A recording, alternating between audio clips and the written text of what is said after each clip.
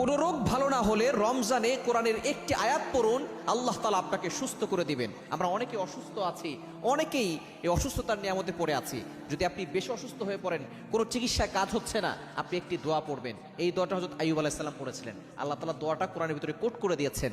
এমনি আল্লাহ তাআলা কোরআনের আয়াতটা কোট করে দেন নাই।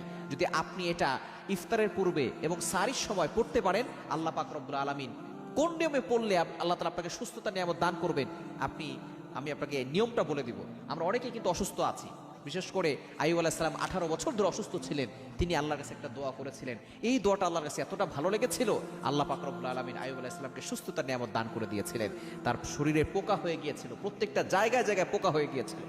কতটা দুর্ভিক্ষ ছিল তার চিন্তা করে দেখেন। তারপর তিনি আল্লাহর উপরে ভরসা ছাড়েন নাই। তিনি আল্লাহর কাছে একটা দোয়া করেছেন, কোনো অভিযোগ করেন নাই। আমরা জ্বর হলে অভিযোগ করে বসি, অভিযোগ করবেন না, আল্লাহর কাছে দোয়া করবেন। এই আয়াতটা কোরআন কারীমের ভিতরে রয়েছে 17 নম্বর পারার 8